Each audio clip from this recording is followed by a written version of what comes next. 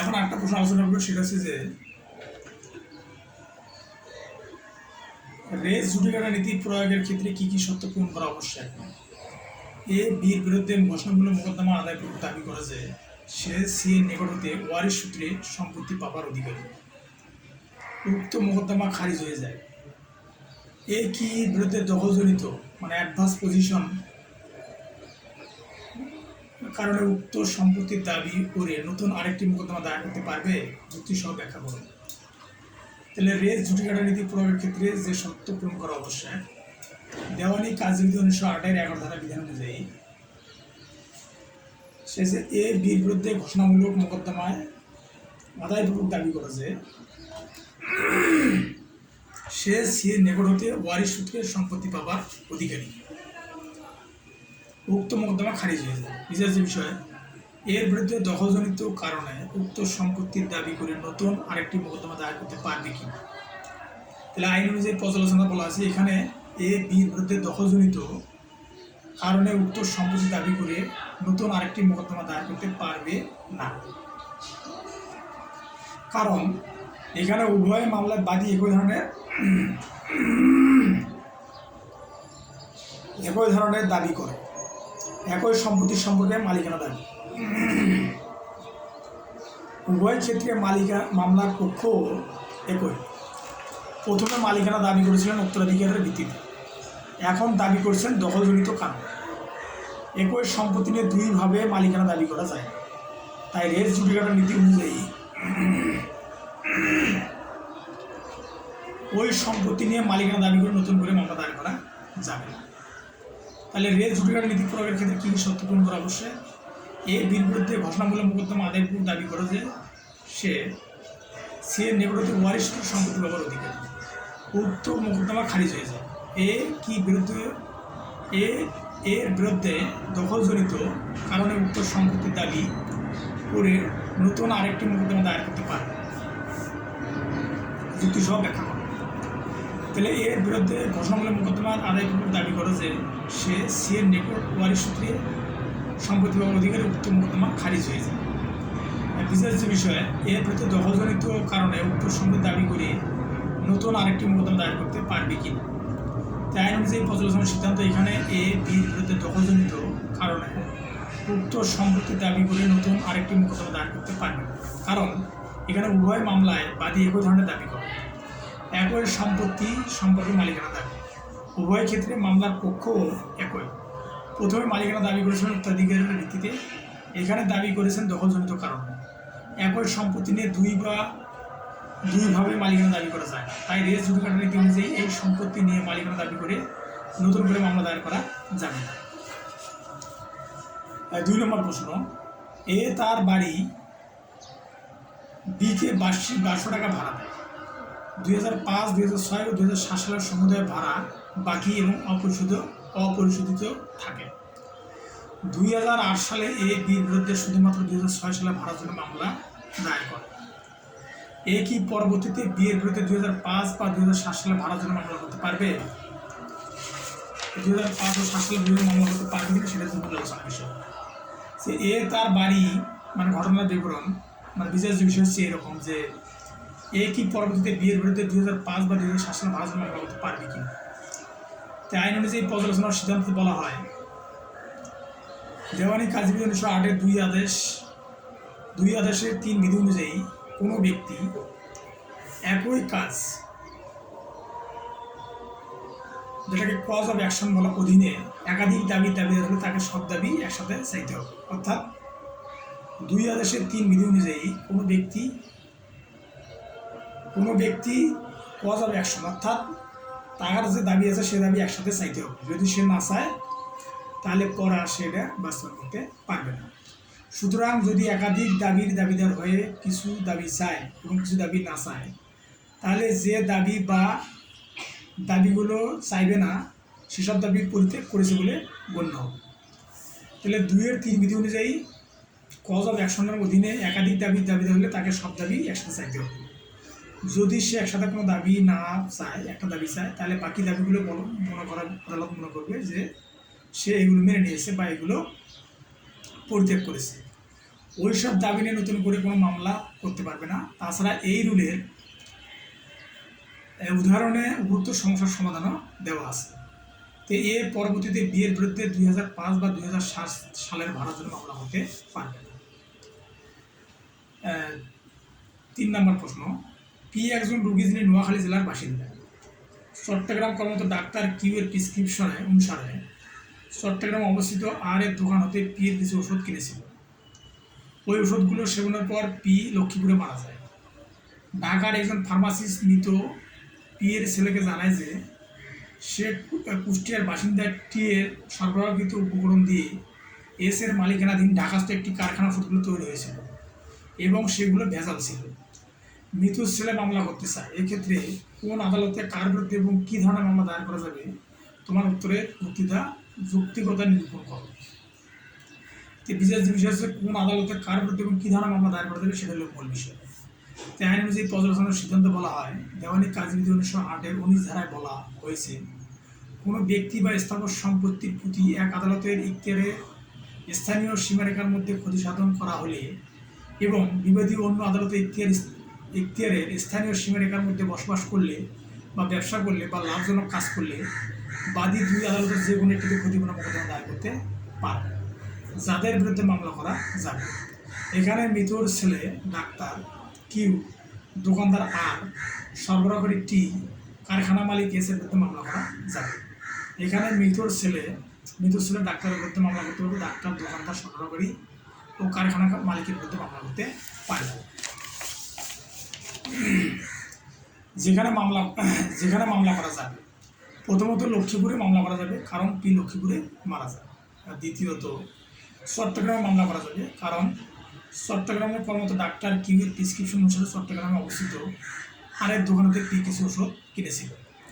এখানে জেনে শুনে ভেজাল ওষুধের প্রেসক্রিপশন দেওয়ার জন্য ডাক্তারকে জেনে শুনে ভেজাল ওষুধ বিক্রির জন্য দোকানদার আরের বিরুদ্ধে মামলা করা যাবে।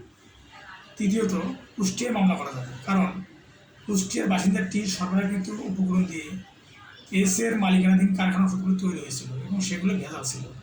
তাই ধরে নেওয়া যায় ওই উপকরণগুলো ভেজাল ছিল। ঢাকায় মামলা করা যাবে, কারণ এস এর মালিকানাধীন ঢাকাস্থ একটি কারখানায় ওষুধগুলো তৈরি হয়েছিল এবং সেগুলো ভেজাল ছিল। তাহলে এখানে দেখা যাচ্ছে যে কুষ্টিয়া মামলা করা যাবে, কারণ কুষ্টিয়া বাসিন্দা টির সরবরাহকৃত উপকরণ দিয়ে এস এর মালিকানাধীন কারখানা ওষুধগুলো তৈরি হয়েছিল এবং সেগুলো ভেজাল ছিল। তাই ধরে নেওয়া যায় ওই উপকরণগুলো ভেজাল ছিল, ঢাকায় মামলা করা যাবে, কারণ এস এর মালিকানাধীন ঢাকাস্থ একটি কারখানায় ওষুধগুলো তৈরি হয়েছিল এবং সেগুলো ভেজাল ছিল। তাহলে আমরা এখানে দেখলাম যে মৃতর ছেলে ডাক্তার, দোকানদার, সরবরাহকারী, কারখানা মালিক ও এস এর বিরুদ্ধে মামলা করতে পারবে। পাশাপাশি লক্ষ্মীপুর মামলা করতে পারবে, কারণ লক্ষ্মীপুর সে মারা যায়। চট্টগ্রাম মামলা করা যাবে, কারণ চট্টগ্রামে কর্মরত ডাক্তার তাকে প্রেসক্রিপশন দিয়েছিল। এবং তৃতীয়ত কুষ্টিয়াতে মামলা করা যাবে, কারণ কুষ্টিয়া বাসিন্দা টির সরবরাহকৃত উপকরণ দিয়ে এস এর মালিকানাধীন কারখানা ওষুধগুলো তৈরি হয়েছিল এবং সেগুলো ভেজাল ছিল। তাই ধরে নেওয়া যায় যে ঢাকাও মামলা করা যাবে, কারণ এস এর মালিকানাধীন ঢাকাস্থ একটি কারখানায় ওষুধগুলো তৈরি হয়েছিল এবং সেগুলো ভেজাল ছিল। ক, জমি দখল পুনরুদ্ধার সংক্রান্ত মামলা। ক্ষয়ের বিরুদ্ধে ডিগ্রি জারি মামলা আদালতের কর্মচারী প্রতিবেদন দেয় যে ক বরাবর জমিটি দখল বুঝিয়ে দেওয়া হয়েছে, কিন্তু তৃতীয় পক্ষ ঘ উক্ত আদালতে দরখাস্ত দিয়ে অভিযোগ করেছে মামলার জমির পরিবর্তে পার্শ্ববর্তী তার মালিকানাধীন অর্থাৎ ঘয়ের মালিকানাধীন জমি দখল বুঝিয়ে দেওয়া হয়েছে। সে কারণে ঘ তার জমি দখল পূর্ণ বল চায়। ক উক্ত দাবি অস্বীকার করে। এই ক্ষেত্রে আদালতের করণীয় কি? তোমার উত্তরের যৌক্তিকতা নিরূপণ করো।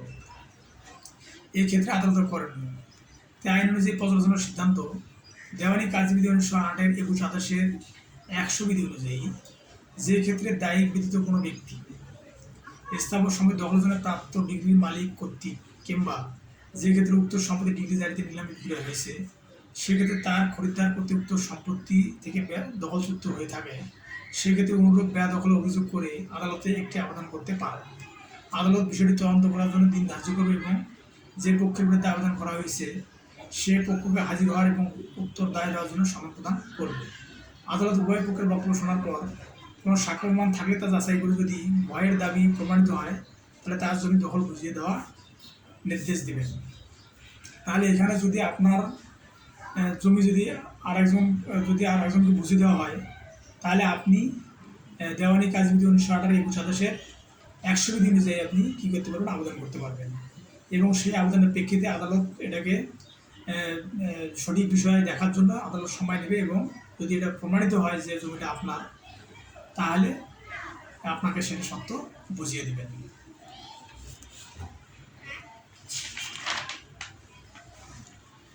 ঢাকা জেলার প্রথম সহকারী আদালতে একটি সত্য মামলা পি এর আর্জি সংশোধন দরখাস্ত খারিজ করলে তার বিরুদ্ধে পি জেলা জজ ঢাকা বরাবর একটি দেওয়ানি রিভিশন মামলা দায়ের করে, কিন্তু উক্ত রিভিশন জেলা জজ আদালত কর্তৃক খারিজ হয়।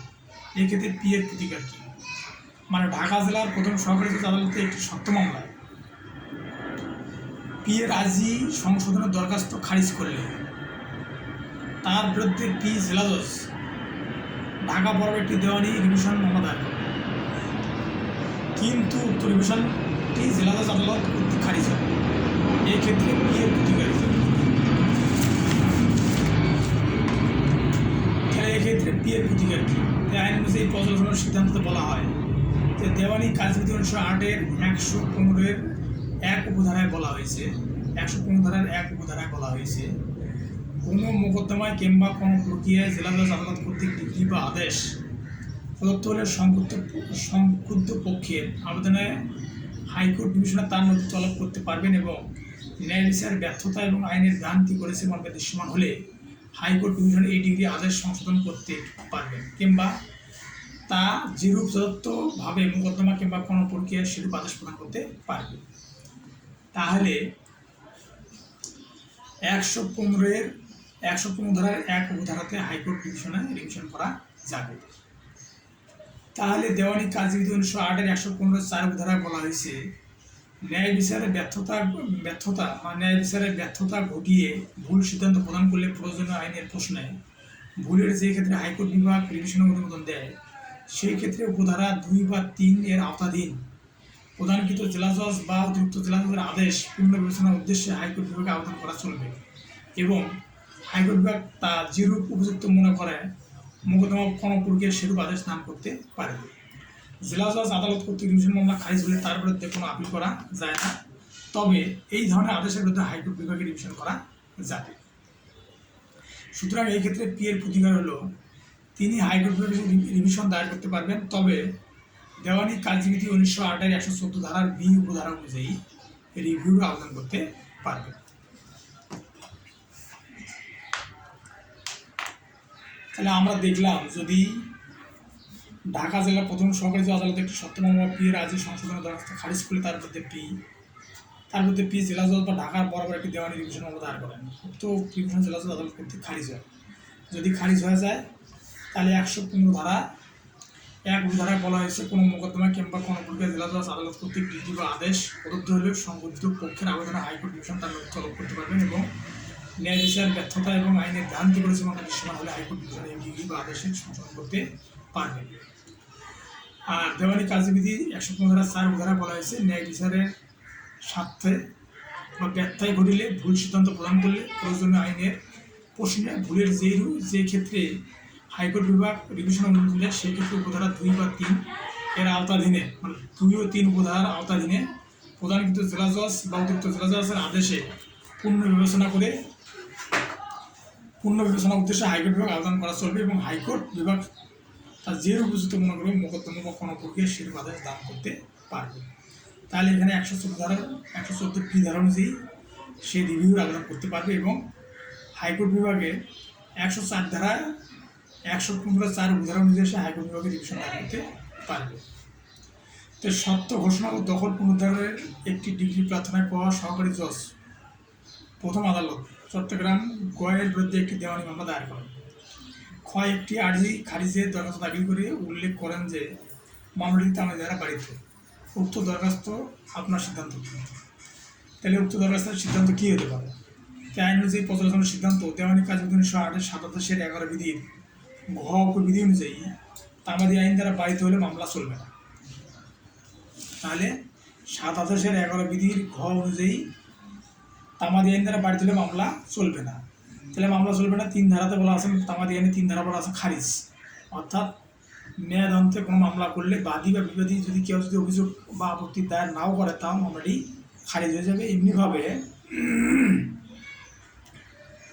দেওয়ানি কার্যবিধি 1908-এর 27-11 ধারা অনুযায়ী তামাদি আইন দ্বারা বাড়ি তুলে মামলা চলবে না। এছাড়া তামাদি আইন 1908-এর 3 ধারা মতে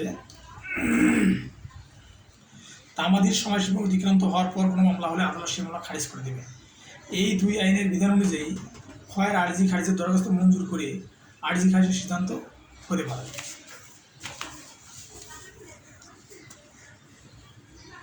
3 নম্বর প্রশ্ন, এ ফরিদপুর সহকারী আদালত বি এর বিরুদ্ধে একটি দেওয়ানি মোকদ্দমা দায়ের করে। শুনানির জন্য ধার্য তারিখে বি উপস্থিত থাকে, কিন্তু এ অনুপস্থিতিতে মোকদ্দমাটি খারিজ হয়। উক্ত খারিজ আদেশের রদ রোধের জন্য এ কী পদক্ষেপ গ্রহণ করতে পারে? তাহলে এই ধরনের খারিজ আদেশের বিরুদ্ধে দেওয়ানি কার্যবিধি 1908-এর 9 আদেশের 9 বিধি অনুযায়ী খারিজের আদেশের রদের জন্য 30 দিনের মধ্যে আদালতে আবেদন করতে হবে। 9 আদেশের 9 বিধি অনুযায়ী 30 দিনের মধ্যে আদালতে আবেদন করতে হবে। এছাড়া 9 আদেশের 9-এর এই বিধির অধীনে খারিজের আদেশটি সরাসরি রদের জন্য 30 দিনের মধ্যে আদেশ প্রদানকারী আদালতে আবেদন করতে পারে। এই অবস্থায় আদালত সর্বোচ্চ 1000 টাকা ফাঁস প্রদানের আদেশ দিতে পারে। তাহলে বাদী যদি একতরফা ডিগ্রি রদ করতে চায় তাহলে 3000 টাকা, আর বিবাদী যদি একতরফা ডিগ্রি রদ করতে চায় তাহলে 3000 টাকা জমা দিতে হবে। আর বাদী যদি একতরফা মামলা খারিজে যদি সরাসরি আবেদন করতে চায় তাহলে তাকে 1000 টাকা, সর্বোচ্চ 1000 টাকা তাকে জমা দিতে হবে। তাহলে এখানে যেহেতু বাদী অনুপস্থিত মোকদ্দমাটি খারিজ হয়ে যায়, সেই জন্য বাদী কী করবে, দেওয়ানি কার্যবিধি 1908 আদেশ অনুযায়ী খারিজের আদেশের রদের 30 দিনের মধ্যে কী করবে, আদেশ প্রদানকারী আদালতে আবেদন করবে। আবার সে যদি মনে করে যে 9 আদেশের 9-এর এই বিধির অধীনে খারিজ আদেশটি সরাসরি রদের জন্য 30 দিনের মধ্যে আদেশ প্রদানকারী আদালতে আবেদন করতে পারে। এই অবস্থায় আদালত সর্বোচ্চ 1000 টাকা খরচা প্রদানের আদেশ দিতে পারে। একটি দেওয়ানি মামলা অস্থায়ী নিষেধাজ্ঞা আদেশ হওয়ার কিছুদিন পর মামলাটি বাদীর অনুপস্থিতির কারণে খারিজ হয়। পরবর্তী মামলাটি দেওয়ানি কার্যবিধি 1908-এর 9 আদেশের 9 বিধি অনুসারে পুনর্জীবিত হয়। উক্ত মামলায় অস্থায়ী নিষেধাজ্ঞা আদেশ বলবৎ আছে কি, যুক্তিসহ উত্তর দিন। তাহলে উক্ত মামলা অস্থায়ী নিষেধাজ্ঞা আদেশ বলবৎ আছে কি না? আইন অনুযায়ী প্রচলনের সিদ্ধান্ত না বলবৎ নেই, কারণ মামলা কোনো কারণে খারিজ হলে ওই মামলায় দেওয়া সব ধরনের প্রতিকার পরিসমাপ্তি ঘটে। তাই দেওয়ানি মামলা অস্থায়ী নিষেধাজ্ঞা আদেশ দেওয়া কিছুদিন পর মামলাটি বাদীর অনুপস্থিতির কারণে খারিজ হওয়ার পর মামলাটি দেওয়ানি কার্যবিধি 1908-এর 9 আদেশের 9 বিধি অনুসারে পুনর্জীবিত হলেও আগের দেওয়া অস্থায়ী নিষেধাজ্ঞা বলবৎ থাকবে না। তাহলে আমরা নিঃসন্দেহে বলতে পারি যে কোনো কিছুই নেই, সেটা যদি পূর্ণ বল হয় বা পুনর্জীবিত হয় 9 আদেশের 9 বিধি অনুযায়ী, তাহলে আগে যা কিছু ছিল সব কিছু বাতিল হয়ে যাবে। 4 নম্বর প্রশ্ন, ঢাকার একটি আদালতে এক্স তার দখলে থাকা একটি দলিল উপস্থাপনের জন্য তার প্রতি সমন প্রদান করেন। ঢাকার একটি আদালত এক্স এর দখলে থাকা একটি দলিল উপস্থাপনের জন্য তার প্রতি সমন প্রদান করেন, কিন্তু এক্স সমন মোতাবেক আদালত উক্ত আদেশ প্রদানে ব্যর্থ হয়। আদালত এক্সকে উক্ত দলিল উপস্থাপনা বাধ্য করতে পদক্ষেপ নিতে পারেন কি? দেওয়ানি কার্যবিধির অনুসারে প্রাসঙ্গিক বিধি উল্লেখ করে উত্তর দিন। তাহলে আদালত এক্সকে উক্ত দলিল উপস্থাপনা বাধ্য করতে পদক্ষেপ নিতে পারেন কি না? তাহলে আইন অনুযায়ী পর্যালোচনার সিদ্ধান্ত, দেওয়ানি কার্যবিধি 1908-এর 11 আদেশের 21 বিধি অনুযায়ী যদি বাদীকে কোনো দলিল উপস্থাপনের জন্য আদেশ দেওয়া হয় এবং তিনি তা করতে ব্যর্থ হন, তাহলে তা পরিচালনার অভাবে তার মোকদ্দমাটি খারিজ হওয়ার জন্য সে দায়ী হবে। এইভাবে মোকদ্দমাটি খারিজ হলে বাদী 43 আদেশের 1 বিধি অনুযায়ী আপিল করতে পারবে। তাহলে এখন বিষয় হলো যে এক্স এর দখলে থাকা একটি দলিল উপস্থাপনের জন্য তার প্রতি সমন প্রদান করেন, কিন্তু এক্স সমন মোতাবেক আদালত উক্ত আদেশ পালনে ব্যর্থ হয়। তাহলে উক্ত আদেশ পালনে ব্যর্থ হলে আদালত কী করতে পারবে? আদালত এক্সের উক্ত দলিল উপস্থাপনা বাধ্য করতে পদক্ষেপ নিতে পারেন কি না? তাহলে 11 আদেশের দেওয়ানি কার্যবিধি 1908-এর 11 আদেশের 21 বিধি অনুযায়ী যদি বাদীকে কোনো দলিল উপস্থাপনের জন্য আদেশ দেওয়া হয় এবং তিনি তা করতে ব্যর্থ হন, তাহলে পরিচালনা অভাবে তার মোকদ্দমাটি খারিজ হওয়ার জন্য সে দায়ী হবে। এইভাবে মোকদ্দমাটি খারিজ হলে বাদী 43 এক বিধি নিচে আপিল করতে পারবে। তাহলে আদালত এক্সকে উক্ত দলিল উপস্থাপনা বাধ্য করতে পারবে কিনা, উক্ত দলিল যদি সে উপস্থাপন না করে তাহলে মামলাটি আদালত খারিজ করতে পারবে। এই হচ্ছে আদালতের ক্ষমতা। এক্স ওয়াইয়ের বিরুদ্ধে বিজ্ঞ সহকারী জজ তৃতীয় আদালত ঢাকার 7 মোকদ্দমার নাম 15/2011 দায়ের করেন, কিন্তু মোকদ্দমায় বিবাদী সমানপ্রাপ্তভাবে হাজির হয়নি। উক্ত মোকদ্দমায় একতরফা ডিগ্রি হয়। অতঃপর বিবাদী দেওয়ানি কাজী বিধান 8-এর 9 আদেশের 13 বিধি অনুযায়ী একতরফা ডিগ্রি রদ হইতে জন্য বিবিধ মামলা নং 5/2021 দায়ের করেন।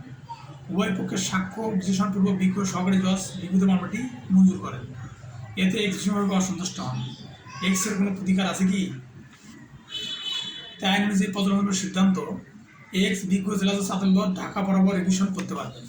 তাহলে এক্স কী করতে পারবে? ঢাকা জেলা জজ আদালত ঢাকা বরাবর রিভিশন করতে পারবে। যেহেতু মিস কেসের মাধ্যমে মঞ্জুর করে যে আদেশ দেওয়া হয়েছে তার ডিগ্রি নয় এবং 9 আদেশের 13 বিধি মোতাবেক রদ গ্রাহ্য করে প্রদত্ত আদেশ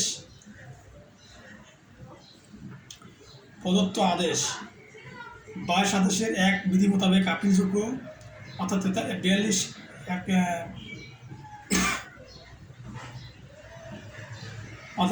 43 আদেশের 1 বিধি মোতাবেক আপিলযোগ্য আদেশের তালিকায় নেই। কাজে বাদী এক্স বিজ্ঞ জেলা জজ আদালতে ঢাকা বরাবর রিভিশন দায়ের করতে পারবেন। অর্থাৎ 43 আদেশের 1 বিধিতে যে আপিলযোগ্য আদেশগুলো আছে, যেহেতু সেই আপিলযোগ্য আদেশের মধ্যে এটা পড়ে না, সেই জন্য সে কী করতে পারবে? ঢাকা জেলা জজ বরাবর সে রিভিশন দায়ের করতে পারবে। টিসি বিরুদ্ধে চুক্তি প্রবল মোকদ্দমা দায়ের করেন। পি মোকদ্দমার সম্পত্তির সত্য দাবি করে বিবাদী শ্রেণীভুক্ত হওয়ার জন্য দরখাস্ত দাখিল করেন। দরখাস্তটি মঞ্জুর কি যুক্তিসহ উত্তর দিন। মানে টিসির বিরুদ্ধে চুক্তি প্রবলের মোকদ্দমা দায়ের করেন। পি মোকদ্দমার সম্পত্তিতে সত্য দাবি করে বিবাদী শ্রেণীভুক্ত হওয়ার জন্য দরখাস্ত দাখিল করেন। দরখাস্তটি মঞ্জুরযোগ্য কিনা, মানে বিচারপতি পি দরখাস্তটি মঞ্জুরযোগ্য কিনা? না, দরখাস্তটি মঞ্জুরযোগ্য নয়। চুক্তি প্রবল মোকদ্দমায় তৃতীয় কোনো পক্ষের সত্য দাবি করে পক্ষভুক্ত হওয়ার আবেদন করলে সে আবেদনটি মঞ্জুর করা যাবে না, কারণ এই ধরনের মামলার সত্যের বিষয়ে মীমাংসা করার সুযোগ নেই। এটা হলো কাস্তুরি বনাম ইম্পেরিয়াল 2005 6 সিসি 773 মামলা ভারতীয় সুপ্রিম কোর্ট বলেন যে চুক্তি প্রবলের মোকদ্দমায় সত্যের বিষয়ে সিদ্ধান্ত গ্রহণের কোনো সুযোগ নেই। একই ধরনের সিদ্ধান্ত দেওয়া হয়েছে 14 BLT update division page number 16, যেটা হলো জেস 2ALR update division page number হলো 28 মামলা সমূহ। 28 মামলা বলা হয়েছে যে তাকে চুক্তি প্রবল মোকদ্দমা তাকে না দরখাস্ত মঞ্জুর করা যায় না। এটা হচ্ছে কাস্তুরি বনাম ইম্পেরিয়াল 2005-এর মামলা বলা আছে। আর 6 নম্বর প্রশ্ন হচ্ছে ক, খ, গ এজমালির সম্পত্তি ভোগ দখল থাকাকালে ক অন্য 2 জনের বিরুদ্ধে 12 মোকদ্দমা দায়ের করে। মানে ক, খ, গ এজমালির সম্পত্তি ভোগ দখলে থাকাকালে ক অন্য 2 জনের বিরুদ্ধে 12 মোকদ্দমা দায়ের করে। মোকদ্দমা চলমান অবস্থায় খ তার অংশের জমিতে নতুন ইমারত নির্মাণের জন্য প্রস্তুতি নিতে থাকে। ক, খ এর ভাগেও জমি পাবেন মর্মে দাবিতে উক্ত নির্মাণ কাজ স্থগিতের জন্য আদালতে অস্থায়ী নিষেধাজ্ঞার দরখাস্ত দাখিল করেন। সংশ্লিষ্ট আইন ও নজির উল্লেখ অস্থায়ী নিষেধাজ্ঞার আবেদন সম্ভাব্য ফলাফল লিখুন। তো বিচার যে বিষয়ে সংশ্লিষ্ট আইন ও নজির উল্লেখে অস্থায়ী নিষেধাজ্ঞার আবেদন সম্ভাব্য ফলাফল লিখতে হবে। তো আইন অনুযায়ী পর্যালোচনার সিদ্ধান্ত, ক কর্তৃক দায়েরকৃত অস্থায়ী নিষেধাজ্ঞা আবেদন মঞ্জুর করা যাবে। ইস্তেমা খাতুন বনাম আইজুল হক 37 DLR 302 মামলা আদালত বলেন, কোনো এজমালির সম্পত্তি নিয়ে 12 মামলা চলাকালীন উক্ত জমিতে কোনো কিছু নির্মাণ করতে চাইলে অন্য অংশীদাররা তাতে অস্থায়ী নিষেধাজ্ঞা বা স্ট্যাটাস কোয়ো চাইতে পারবে। এছাড়াও বিভিন্ন মামলায় সুপ্রিম কোর্ট কর্তৃক একই ধরনের সিদ্ধান্ত দেওয়া হয়েছে। তাহলে ক কর্তৃক দায়েরকৃত অস্থায়ী নিষেধাজ্ঞা আবেদন মঞ্জুর করা যাবে। ইস্তেমা খাতুন বনাম আইজুল হক 37 DLR ঢাকা ল রিপোর্ট 302 নম্বর মামলায় আদালত বলেন যে ক কোনো একজন ইসমাইলি সম্পত্তি নিয়ে বাটোয়ারা মামলা চলাকালীন উক্ত জমিতে একজন কোনো কিছু নির্মাণ করতে চাইলে অন্য অংশীদাররা তাতে অস্থায়ী নিষেধাজ্ঞা বা স্ট্যাটাস কুইউ চাইতে পারবে। এছাড়া বিভিন্ন মামলা সুপ্রিম কোর্ট কর্তৃক একই ধরনের সিদ্ধান্ত নেওয়া হয়েছে।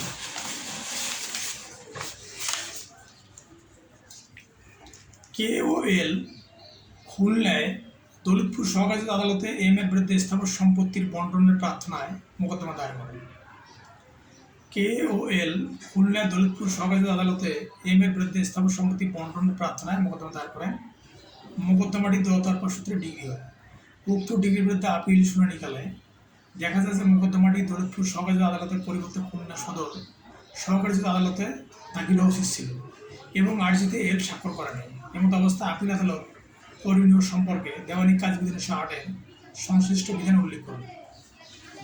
তাহলে আপিল আদালতের করণীয় তাই অনুযায়ী পর্যালোচনা সিদ্ধান্ত আপিল আদালত করণীয় আপিল আদালত সংশ্লিষ্ট মামলাটি শুনানি করে তার সিদ্ধান্ত প্রদান করতে পারবে। আইনগত ভিত্তি দেওয়ানি কাজবিধি 1908 11 ধারার আদালতের এখতিয়ার সম্পর্কে সম্পত্তি আপত্তি জানানোর বিধান বর্ণিত হয়েছে। বিচার্য বিষয়ে ঘটনার সময় বা পূর্বে যত দ্রুত সম্ভব আদালত এখতিয়ার সম্পর্কে আপত্তি দাখিল করতে হবে। যদি তা না করা হয় তাহলে আপিল বা রিভিশন কোর্ট একই ধরনের কোনো আপত্তি শুনবেন না। তবে ন্যায় বিচার লঙ্ঘিত হলে আপিল বা রিভিশন কোর্ট এই ধরনের আপত্তি শুনতে পারবে। প্রশ্নে উল্লেখিত ঘটনায় ন্যায় বিচার লঙ্ঘনের কোনো বিষয় উল্লেখ নেই। তাই খুলনা দৌলতপুর সহকারী জজ আদালত কর্তৃক নিষ্পত্তিকৃত মামলাটি শুধু এখতিয়ার ছিল না, এই উজুহাতে পূর্ণ বিচারে পাঠানো যাবে না। এই ধরনের কুটি আপিল আদালত কর্তৃক নিষ্পত্তি করা যাবে। তাহলে অন্যদিকে এবং আর্জিতে এর স্বাক্ষর করেনি এ ধরনের কুটি সংশোধনযোগ্য। আপিল আদালত চাইলে এই কুটি সংশোধন করতে পারেন। দেওয়ানি কাজবিধি 1908 99 ধারার বিধান অনুযায়ী এই ধরনের কুটির জন্য কোনো মামলার রায় পরিবর্তন বা পূর্ণ বিচারে প্রেরণ করা যাবে না। রাহুল বনাম সেক্রেটারি অফ স্টেট মানে 10 CWN 84 নম্বর মামলা সহ বেশ কিছু মামলার রায় বলা হয়েছে আর্জিতে স্বাক্ষর না করা একটা সংশোধনযোগ্য ভুল। এই ধরনের ভুল বিচার আদালত বা আপিল আদালত কর্তৃক সংশোধন করা যাবে। শুধু এই অজুহাতে কোনো মামলার রায় বাতিল হবে না বা কোনো মামলা পূর্ণ বিচারে পাঠানো যাবে না। তাহলে আপিল আদালতের করণীয় কি? তাহলে 21 ধারা আদালতের এখতিয়ার সম্পর্কে আপত্তি জানানোর বিধান বর্ণিত হয়েছে। যদি এখানে আপত্তি না জানানো হয় তাহলে পরবর্তীতে সেটা আর জানানো যাবে না। একটি অর্থ ডিগ্রি জারি মামলায় জারিকারক আদালত ডিগ্রি দায়ের আবেদন করবে একটি সম্পত্তি ক্রয় করেন। এতে সংযুক্ত হয়ে এক্স সম্পত্তি ক্রয়যোগ্য নয় দাবিতে তাহা ক্রয়মুক্ত করার নিমিত্তে দেওয়ানি কাজবিধি 1908 39 আদেশের 58 অধীনে একটি দরখাস্ত দাখিল করেন। এক্সের দরখাস্ত নিষ্পত্তি পদ্ধতি সংক্ষেপে ব্যাখ্যা করুন। তাহলে এক্সের দরখাস্ত নিষ্পত্তি পদ্ধতিটি কী? তাই আইন অনুযায়ী পর্যালোচনার সিদ্ধান্ত বলা হয় নিষ্পত্তির পদ্ধতি আপিল আদালত উভয় পক্ষের বক্তব্য শুনে সিদ্ধান্ত প্রদান করবে। কারণ বৈধভাবে প্রয়োগ করার পর যদি কোনো ব্যক্তি পক্ষের সম্পত্তি প্রয়োগ করা যায় না এবং ওই সম্পত্তি তার স্বার্থ রয়েছে মনে কোনো ব্যক্তি 58 বিধি অনুযায়ী আপত্তি দাখিল করে তবে উভয় পক্ষের বক্তব্য শুনে সিদ্ধান্ত প্রদান করতে হবে। তাহলে 58 বিধি অনুযায়ী তাহলে 21 বিধি অনুযায়ী আপত্তি দাখিল করে তবে উভয় পক্ষের বক্তব্য শুনে সিদ্ধান্ত প্রদান করতে হবে। উক্ত বিধিতে বলা আছে যে পুরো আপত্তি দাখিল করা হলে আদালত কর্তৃক আপত্তিকারীর দাবি তদন্ত করার বাধ্যবাধকতা আরোপ করা হয়েছে। 58 বিধি অনুযায়ী দাখিলকৃত দরখাস্ত CRO ভলিউম নম্বর 1 বিধি 774 অনুযায়ী বিবিধ মামলা হিসেবে রেজিস্ট্রি হয়। তাই এই ধরনের আপত্তি ক্ষেত্রে বিবিধ মামলা শুনানি ও নিষ্পত্তি বিধানসম্মত অনুসরণ করতে হবে। উপর পক্ষকে নোটিশ প্রদানকারী শুনানির দিন ধার্য করে সাক্ষ্যপ্রমাণ গ্রহণ করে সিদ্ধান্ত প্রদান করতে হবে। 59 বিধি অনুযায়ী দরখাস্তকারীকে প্রমাণ করতে হবে যে প্রয়োগের তারিখে সে প্রয়োগপত্র সম্পত্তিতে দখলে ছিল বলে সম্পত্তি তার স্বার্থ ছিল। এখানে নদী হচ্ছে bank of Islam industry and commerce Bangladesh বনাম শাহাবুদ্দিন আহমেদ 64 DLR 2012 সালের মামলা। এটা মামলা নম্বর 241 মামলায় হাইকোর্ট জজ বলেন যে কোনো তদন্তবিহিত ব্যবস্থাকারীর দাবি মিথ্যা এরূপ কারণে দরখাস্ত নামঞ্জুর করা যাবে না। সত্য কি মিথ্যা তা তদন্তের মাধ্যমে নির্ধারিত হবে। একটি মোকদ্দমা আদালত আদেশের তারিখ থেকে 21 দিনের মধ্যে অপর্যাপ্ত স্ট্যাম্প সরবরাহ করতে বলে, কিন্তু পরে এটা ব্যর্থতায় আর্জি প্রত্যাখ্যাত আদেশ দেন। বাদী আদেশের 25তম দিনে একটি দরখাস্ত দিয়ে তার মায়ের মৃত্যুর কারণে স্বয়ংক্রিয় স্ট্যাম্প পেপার সরবরাহ করতে পারেননি বক্তব্যে প্রয়োজনীয় স্ট্যাম্প পেপার জমা দিয়ে অতিরিক্ত 7 দিন সময় প্রার্থনা করেন। এই বিষয়ে দেওয়ানি কাজ বিধান 8-এর বিধানগুলো উল্লেখ করে একটা রক্ষণীয় বিষয়ে মতামত দিন। তাহলে আইন অনুপালনের সিদ্ধান্ত দরখাস্ত লক্ষণীয় নয়, আইনগত ভিত্তি দেওয়ানি কাজ বিধান 8-এর 7-11C এবং সি উপধারা অনুযায়ী যথাযথ স্ট্যাম্প না দিয়ে মামলা করা হলে আদালত যথাযথ স্ট্যাম্প জমা দেওয়ার জন্য সর্বোচ্চ 21 দিন সময় দিতে পারবে। ওই সময়ের মধ্যে প্রয়োজনীয় ও যথাযথ স্ট্যাম্প জমা না দিলে আদালত আর্জি বাতিল করবে। প্রশ্নে উল্লেখিত ঘটনায় দেখা যায় মোকদ্দমা আদালত আদেশের তারিখ থেকে 21 দিনের মধ্যে পর্যাপ্ত স্ট্যাম্প পেপার সরবরাহ ব্যর্থতার আর্জি প্রত্যাখ্যাত হবে মর্মে আদেশ দেন। বাদী আদেশের 25তম দিনে একটি দরখাস্ত দিয়ে প্রয়োজনীয় স্ট্যাম্প পেপার জমা দিতে অতিরিক্ত 7 দিন সময় প্রার্থনা করেন। আদালত তার আদেশ বলে দিয়েছে ব্যর্থতার আর্জি প্রত্যাখ্যাত হবে, তাই 21 দিন পরে উক্ত আর্জিটি স্বয়ংক্রিয়ভাবে প্রত্যাখ্যাত হয়ে যাবে। ফলে তারও 4 দিন পর 25 তারিখ নতুন করে স্ট্যাম্প পেপার জমা দেওয়ার বা কোনো আবেদন দেওয়ার সুযোগ নেই।